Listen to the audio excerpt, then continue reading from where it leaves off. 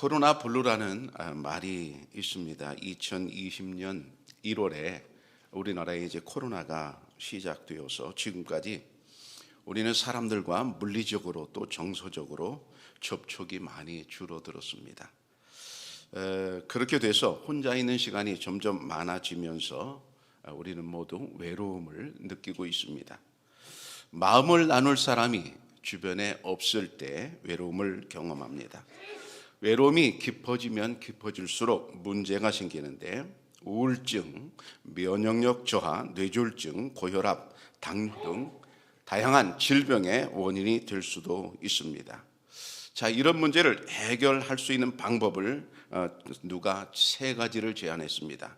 그 첫째가 감정적 교류를 할 수 있는 대상을 만들어라 하는 것입니다.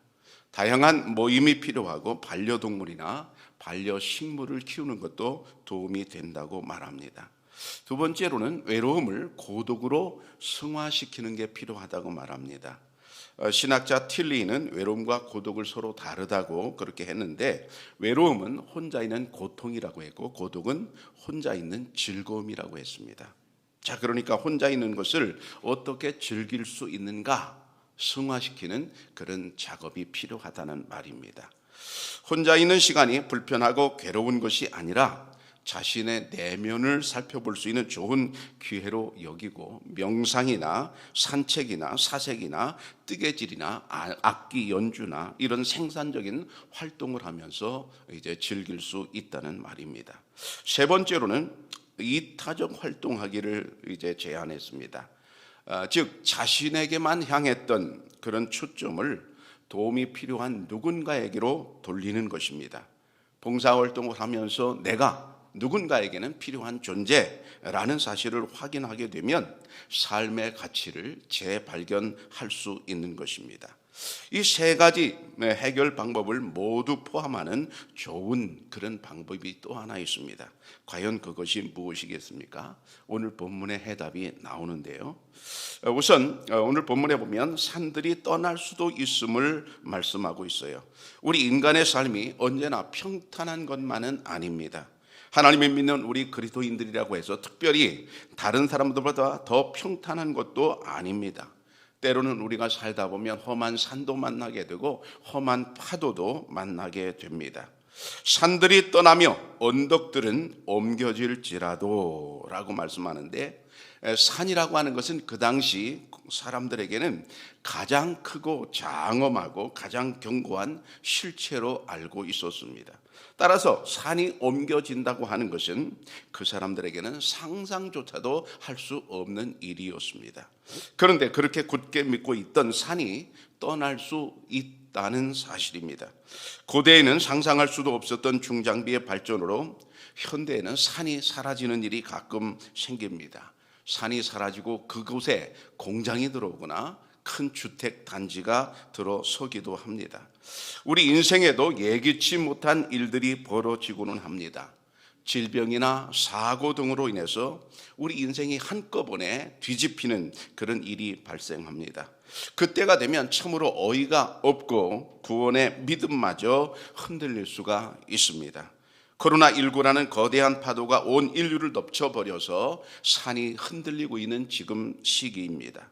아주 건강하게 살던 분이 정기검사에서 암이라는 그런 이제 진단을 받게 되면 그 암이라는 말을 듣는 순간 모든 것이 달라 보이기 시작합니다. 예전에는 아무렇지도 않게 들렸던 아메이라는 말이 암이라는 글자가 크게 들려옵니다. 그리고 성경을 읽다가 미리암이라는 이 사람의 이름이 미리는 안 들리고 암이라는 글자가 크게 그렇게 들려옵니다.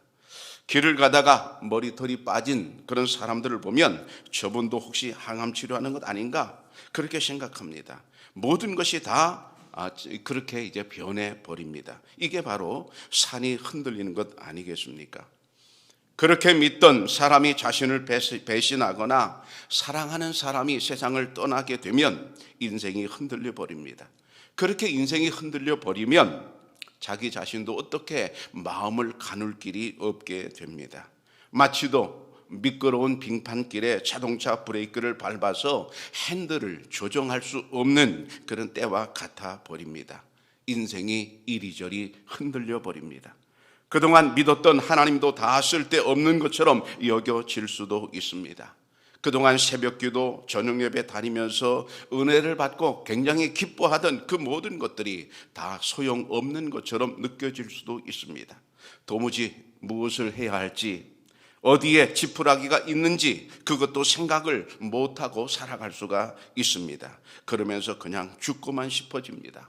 모든 것을 다 포기하고만 싶어집니다. 그렇게 우리 인생이 통째로 흔들릴 만한 일이 벌어진다고 해도 한 가지 흔들리지 않는 것이 있습니다. 오늘 말씀에 반드시 한 가지 흔들리지 않는 것이 있는데 그게 무엇입니까? 바로 하나님의 언약입니다. 노아 시대에 거대한 홍수가 있었습니다. 그래서 모든 사람들이 다 그 홍수에 쓸려가 버리고 죽음을 당하고 말았습니다. 그런 상황에서도 하나님의 언약은 변하지 않았습니다. 거대한 바벨론 제국의 나라를 빼앗기고 포로로 잡혀가 이방 땅에서 방황하기도 하였지만 그러나 그때도 여전히 하나님의 언약은 그대로 있었습니다. 하나님이 선택하신 이스라엘 민족이 다른 이방 나라에 점령당하는 일이 발생한 것이지요. 이스라엘 백성들은 이 사실을 결코 받아들일 수 없었습니다. 왜냐하면 자기들이 믿는 하나님이 전능하다고 믿었는데 그 전능한 하나님을 섬기는 우리 민족이 어떻게 이방인에게 지배당할 수가 있겠는가? 그 도무지 받아들일 수 없는 일이 벌어지고 만 것입니다. 그렇게 되고 보니까 언약도 필요 없는 것 같고 믿음도 다 쓸모없는 것처럼 보였습니다. 그런데 그럼에도 불구하고 하나님의 언약은 언제나 그 자리에 계속 있었습니다. 하나님께서 아브라함에게 어느 날 너는 고향을 떠나 가나안 땅으로 가라고 말씀하셨어요. 처음에는 물론 가나안 땅인지 모르고 갔지만 나중에 가보니까 가나안 땅이었습니다. 하나님의 언약을 믿고 가나안 땅으로 갔거든요. 그런데 이게 웬일입니까? 언뜻 생각하면 하나님께서 가라고 해서 순종했으면 복이 굴러 들어와야 되는 것 아닙니까? 하나님께서 분명히 약속하셨어요. 네 자식을 저 하늘의 별처럼 바닷가의 모래처럼 그렇게 많게 해주겠다 그렇게 약속을 하셨어요. 그런데 약속은 있었는데 현실은 영 다릅니다. 왜냐하면 자식 하나가 없는 겁니다. 아브라함이 늙어 꼬부라질 때까지도 자식이 없습니다. 완전히 이제 그 소망이 사라진 때입니다. 그렇게 되고 보니까 하나님께서 자기에게 말씀하신 그 언약이 거짓말처럼 느껴질 때도 있었습니다. 그런데 아브라함은 그 모든 어려운 일들을 다 믿음으로 견뎠습니다. 견디면서도 때로는 의심이 되어서 다른 방법도 사용해 봤습니다. 이스마엘이라는 그런 이제 아들을 낳아서 여종의 아들을 낳아서 그로 하여금 대를 잇게 하려고 그렇게 생각도 해봤었습니다. 이 말은 무엇입니까? 하나님의 언약을 믿고는 있었지만 그러나 조금씩 흔들릴 때도 있었다는 것입니다. 자, 그렇게 흔들리면서도 견디어냈습니다. 견디어냈더니 드디어 때가 왔습니다. 드디어 아브라함이 100세가 되었을 때 아들을 품에 안게 되었습니다. 여러분, 거짓말 같은 일이 벌어지잖아요. 그러면 100세에 하나님께서 왜 굳이 아브라함에게 아들을 주셨을까? 80세도 아니고 70세도 아니고 굳이 왜 100세일까? 여러분, 100세에 하나님께서 아브라함에게 아들을 주셨다는 그 의미가 과연 무엇일까요? 바로 이것입니다. 상황이나 어떤 형편에 관계없이 하나님의 시간은 따로 있다는 것을 보여주고 있습니다. 우리 인간이 볼 때 아기를 낳을 수 있는 시간은 정해져 있습니다. 우리나라의 경우 폐경의 나이가 49.9세라고 합니다. 즉 50세 전후해서 다 이제 폐경이 된다고 하는 얘기예요. 인간이 볼 때 인간이 아기를 가질 수 있는 그런 시간은 50년밖에는 안 되는 겁니다. 그 안에 아기를 가져야 되는 것입니다. 그것이 인간 세상에서는 진리처럼 되어 있습니다. 그러나 하나님 나라에서도 그 진리가 통하는 것은 아닙니다. 여러분, 우리나라의 집들은 전부 남향이 인기입니다. 확실히 남향이라야 요즘 기름값이 이렇게 비싼 때에 도움이 되거든요. 따뜻하거든요. 기름이 그만큼 덜 들어가거든요. 그런데 모든 나라가 다 남향이 좋은 줄 알았어요. 베트남에 가봤더니 호치민 가봤더니 아니에요. 반대요. 북향의 인기가 좋대요. 이게 웬일입니까? 우리나라에서는 남향이 진리인 줄 알았더니 호치민 가니까 남향의 진리가 아니라 북향이 진리고 북향을 향한 북쪽으로 향한 그런 집들이 훨씬 값이 비싼 겁니다. 여러분, 인간 세상에서 이 아기를 가질 수 있는 그 시간이라는 것은 인간 세상에서 그 우리들 안에서 통하는 진리지 하나님 나라에서도 그 진리가 통하는 게 아닙니다. 상황이나 환경과 관계없이 하나님의 언약은 변하지 않을 줄로 믿습니다. 우리 인간이 볼 때 우리가 처한 환경만을 보면 하나님의 언약이 때로 의심스럽게 보입니다. 왜 그렇습니까? 내 시각으로 그것을 보기 때문입니다. 내 눈이 아니라 하나님의 눈으로 우리는 우리가 처한 환경을 볼 수 있어야 할 줄로 믿습니다. 자기 종 엘리에셀을 후계자로 세우려고도 했고 때로는 여종 하갈과의 사이에서 난 아들 이스마엘을 이제 후계자로 세우려고도 했습니다. 그렇게 방황하던 아브라함에게 하나님이 어느 날 나타나셨잖아요. 그리고 이렇게 말씀하십니다. 창세기 17장 1절에 보면 아브라함이 99세 때에 여호와께서 아브라함에게 나타나서 그에게 이르시되 나는 전능한 하나님이라 너는 내 앞에서 행하여 완전하라 그러십니다. 아기를 못 낳는 아브라함에게 하나님께서 나타나셨어요. 99세니까 이제 완전히 아기를 못 낳는 거지. 누가 그 나이에 아기를 낳는다고 상상하겠습니까? 아무도 못 낳는 거죠. 그런 아브라함에게 하나님이 나타나셔서 첫 번째 뭐라고 말씀하시냐면 나는 전능한 하나님이라. 여러분, 나는 전능한 하나님이라는 말을 아브라함에게 하신 그 시간에 하신 이유가 무엇일까요? 그 하나님의 속마음은 무엇일까요? 여러분, 그 속마음은 이겁니다. 아브라함아, 너는 나이가 들었지, 무려 99세가 됐지, 한 살만 더 먹으면 100세지. 너는 아이를 가질 수 없잖아. 맞지? 그래, 맞아. 내가 볼 때는 분명히 아이를 가질 수 없어. 그러나 나는 달라. 나는 전능한 하나님이야. 하나님께서 나는 전능한 하나님이야 라고 그렇게 말씀하실 때 하나님의 속마음은 뭐냐면 너는 아기를 가질 수 없는 게 분명하잖아. 그러나 나는 내 나이와 상관없이 아기를 갖게 해줄 수 있어. 그게 나야. 이게 말씀하시는 겁니다. 자, 나는 전능한 하나님이라 말씀하시고 하나님의 그 전능한 하나님이라는 말씀 속에는 여러분 무슨 축복이 들어있습니까? 너가 내년에 아들을 갖게 될 거야. 이게 축복이 들어있거든요. 그런데 하나님의 말씀에 축복이 들어있는데 하나님께서 그 축복을 받게 하려고 아브라함에게 한 가지 처방을 내리십니다. 너는 아이를 가질 수 없잖아. 나는 전능하잖아. 그럼 너가 어떻게 해야 되겠니? 뒤에 나옵니다. 너는 내 앞에서 행하여 뭐 하라고요? 완전하라. 이렇게 말씀하세요. 너는 아기를 가질 수 없잖아. 근데 너가 아기를 가질 수 있는 방법이 있어. 내가 할 일은 딱 이거야. 너는 완전해. 이게 주님이 하시는 말씀이에요. 그러면 너는 완전하라는 말씀이 무엇일까? 완전이라는 말씀은 탐임이라는 말인데요. 한번 따라서 볼래요? 탐임. 타임이 아니라 탐임. 예, 타임하고 좀 비슷하죠? 하나님의 타임과 우리의 타임은 완전히 달라요. 그렇죠? 아브라함은 지금 자식을 가질 수 없는 타임이라고 생각해요. 그런데 하나님께서는 아니야. 나는 네 시간과 관계가 없어. 나는 아무 때나 너에게 아들을 주고 아무 때나 너에게 복을 줄 수 있어. 이게 주님의 마음이거든요. 자, 그래 탐임인데요. 자, 너는 내 앞에서 행하여 완전하라 할 때 우리는 이 말씀을 보면 말과 행동이 부족함이 없이 완전하라는 뜻처럼 보입니다. 물론 그런 뜻도 있겠지요. 자, 그런데 잘 생각해 보면 주님께서 그거를 이 시간 요구하는 건 아닙니다. 예를 들어 이런 겁니다. 어린아이가 젖먹이 아이가 있습니다. 젖먹이 아이에게 여러분 가장 대단한 존재는 누구일까요? 자기 엄마입니다. 담임 목사도 아니고요, 대통령도 아니고요, 장관도 아닙니다. 어린아이는 다른 존재는 하나도 모릅니다. 오로지 첫 번째 자기 엄마만 합니다.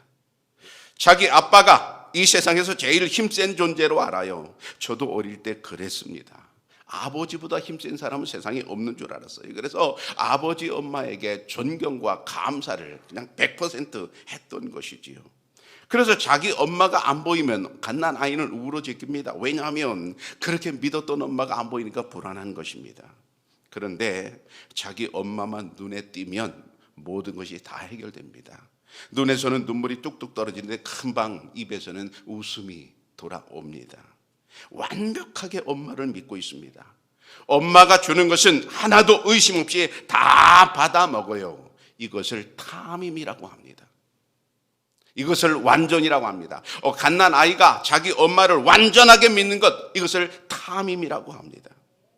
엄마가 안 보이면 불안하여 울다가도 엄마의 품에 안기는 순간 아이는 갑자기 달라집니다. 그런 모습이 바로 탐임인 것입니다. 그런데 엄마가 아닌 다른 사람이 안아준다고 여러분 해결됩니까? 해결 안 됩니다. 꼭 엄마여야만 합니다. 왜 그런가 하면 아이에게 엄마가 탐임이기 때문에 그렇습니다.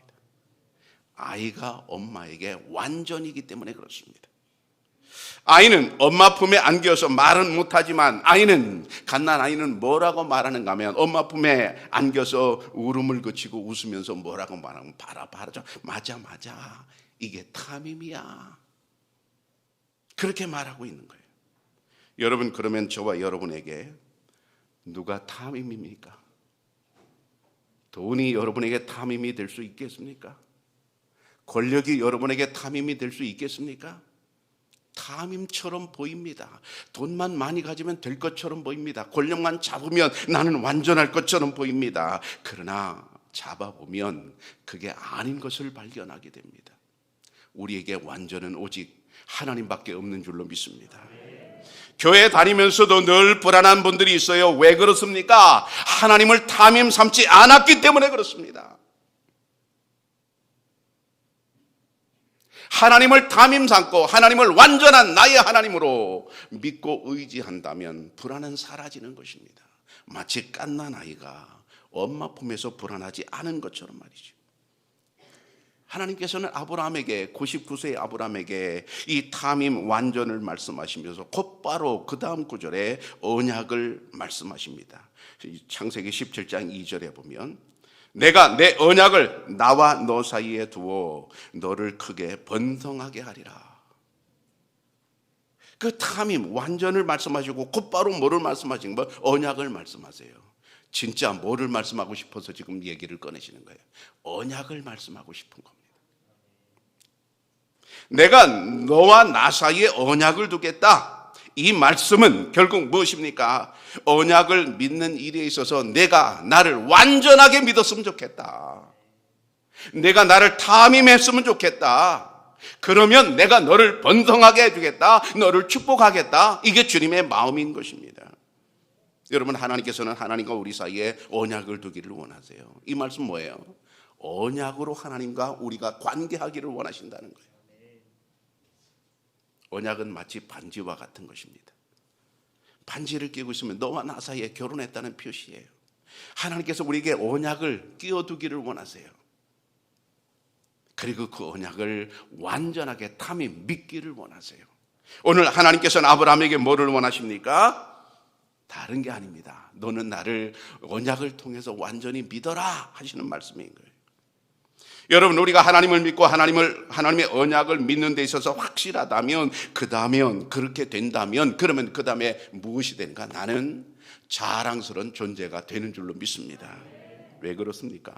하나님을 완전히 믿고 탐임이 되면 내 가치가 올라가는 것입니다. 자, 그러던 아이가, 젖먹이 아이가 엄마를 탐임으로 알고 있었어요. 완전하게 알고 있었어요. 그런데 위기가 찾아옵니다. 어느 때입니까? 사춘기가 위기가 찾아옵니다. 사춘기가 되면 이상스럽게도 아이들은 자기 엄마를 초라하게 보기 시작합니다. 자, 그런데 정확히 볼 게 있어요. 부모가 초라한 것인가요? 아이의 눈이 변한 건가요? 부모는 여전히 그 자리에 있습니다. 아기를 낳을 때도 부모는 그 모습이었고, 아기를 낳고 사춘기가 될 때도 부모는 여전히 그 모습이었습니다. 근데 아이의 마음이 바뀐 겁니다. 사실 부모는 위대한 분들이지요. 알고 보면 그 자녀에게는 그 부모보다 위대한 분이 세상에 없는 것입니다. 나중에 자녀가 철이 들어 다 알게 되지요. 사춘기의 자녀가 나중에 이제 그 사춘기에서 벗어나서 성인이 되고 철이 들고 탐임이 되면 그때 가서 자기 부모를 진정으로 존경하게 되지요. 갓난 아이가 엄마를 보는 눈, 바로 그게 탐임입니다. 그렇기 때문에 갓난 아이가 잠잘 때 그 모습 보면 정말 천사같이 보이잖아요. 왜? 완전하기 때문에 그렇습니다. 여러분, 성인이 되어도 서로 사랑할 때 사랑하는 사람들끼리 서로에게 어떤 모습으로 보입니까? 그렇게 아름다울 수가 없습니다. 세상에 이 여자보다, 세상에 이 남자보다 더 이쁜 사람은 안 보입니다. 흔히 콩깍지가 씌었다 그러지. 왜? 그게 탐임의 상태예요. 완전하게 상대를 사랑하고 완전하게 상대를 존경하는 그런 이제 상태예요. 여러분, 사랑할 때는 상대가 그렇게 사랑스럽고 그리고 자랑스러운 존재로 보이고 동시에 나도 그렇게 보이는 겁니다. 그래서 내 남자가 유재석보다 더 좋아 보이고 내 남자가 박용화보다 더 멋져 보이고 믿음이 확실하여서 여러분 탐임이 되기를 축복합니다. 자, 그렇게 탐임이 되면 결국 나 자신이 하나님과 사람들 앞에서 자랑스러운 존재로 서게 되는 것입니다. 주인의 사랑을 듬뿍 받는 강아지는 다른 사람들도 귀하게 보는 법입니다. 그런데 길가에 버려진 개를 귀하게 보는 분은 별로 없습니다. 우리 그리스도인들은 하나님의 사랑을 듬뿍 받는 존재인 줄로 믿습니다. 혹시 자기 자신을 길가에 버려진 개처럼 그렇게 하찮게 보시는 분이 있습니까? 아닙니다. 잘못 보시는 겁니다. 오늘 마지막 구절에 이렇게 되어 있어요. 너를 긍휼히 여기시는 여호와께서 말씀하셨느니라. 하나님이 우리를 긍휼히 여기신다고 말씀하십니다. 여기 긍휼이라는 말은 라함이라는 말인데 이 라함이라는 말의 원래의 뜻은 자궁이라는 뜻입니다. 자, 자궁이라는 말은 무슨 말입니까? 지고지순한 사랑을 의미합니다. 여러분, 엄마가 자기 태에 자기 뱃속에 아기를 품고 있어요. 세상에 자기 뱃속에 아기를 품고 있는 이 아기보다 더 사랑하는 존재는 그 순간에는 없습니다. 가장 엄마의 사랑을 많이 받는. 그래서 이제 나쁜 소리도 안 들으려고 하고 나쁜 것도 안 보려고 그러고 오직 좋은 것만 보려고 합니다. 왜? 뱃속의 아이를 그만큼 사랑하기 때문입니다. 무슨 말입니까? 하나님께서는 우리를 긍휼히 여기신다, 하나님께서는 우리를 나함하신다는 것은 무엇입니까? 하나님이 나를 그처럼 끔찍하게 사랑하신다는 말씀인 것입니다. 여러분, 우리는 하나님의 사랑을 받는 존재인 줄로 믿습니다. 하나님의 사랑을 받는 존재라면 어찌 자랑스럽지 않겠습니까? 긍휼의 바탕은 사랑입니다. 여러분, 부모님의 사랑이 어디서 왔을까요? 부모님의 사랑은 참 아름다운데 그 아름다운 부모님의 사랑은 어디서 왔을까요? 바로 하나님에게서 왔습니다. 여러분, 그 하나님의 사랑, 그 하나님의 큰 사랑을 받고 있는 존재가 바로 우리들인 줄로 믿습니다. 이 사실을 확실히 믿고 우리가 살아야 할 것입니다. 그래서 로마서 8장 35절에 보면 누가 우리를 그리스도의 사랑에서 끊으리요? 환난이나 곤고나 박해나 기근이나 적신이나 위험이나 칼이랴, 이렇게 말하고 있어요. 세 번역에 보면 이렇게 돼 있어요. 누가 우리를 그리스도의 사랑에서 끊을 수 있겠습니까? 환난입니까? 곤고입니까? 핍박입니까? 굶주림입니까? 헐벗음입니까? 위협입니까? 아니면 또는 칼입니까? 어떤 것이 하나님의 사랑에서 우리를 끊을 수 있겠습니까? 이렇게 말합니다. 근데 이렇게 하나님의 사랑에서 나를 끊을 수 없다고 말할 때, 이때 이런 고백을 할 때가 우리처럼 지금 편안할 때 이런 고백을 한 게 아닙니다. 하루하루 순교를 당하는 사람이 옆에서 보이는 겁니다. 죽는 사람이 보이는 겁니다.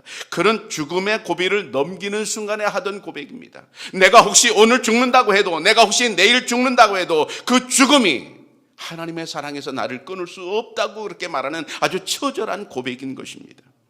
고백을 이어보면 이렇습니다.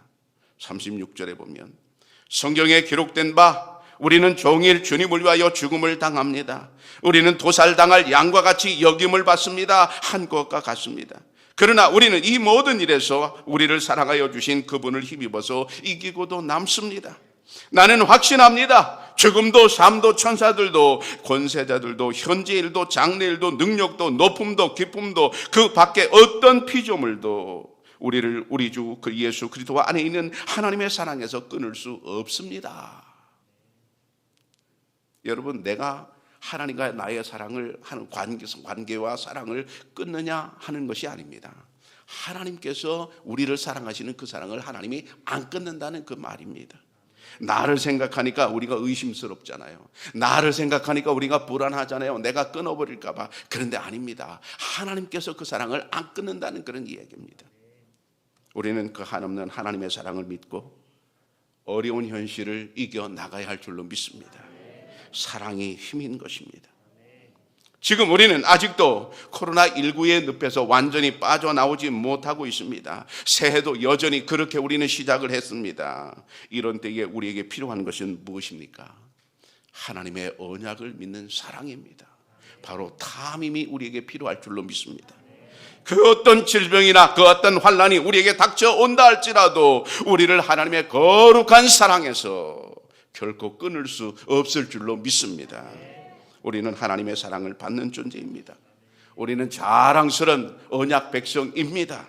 마음속에 있던 불안, 의심, 우울한 감정들을 다 떨쳐버리시고 감사와 평안함으로 채우시기를 축복합니다. 사랑하는 청양교회 성도 여러분, 새해가 시작되었습니다. 이제 이전과는 다른 날이 시작되었습니다. 그러면 이전과는 다른 새로운 생각으로 시작하시기를 바랍니다. 우리는 하나님의 사랑을 듬뿍 받는 존재입니다. 우리는 자랑스러운 하나님의 언약 백성입니다. 산이 흔들리고 언덕이 떠나갈지라도 하나님의 언약은 흔들리지 않습니다. 이전보다 더 깊은 하나님의 사랑을 받고 사시는 새해가 되기를 축복합니다. 기도하겠습니다.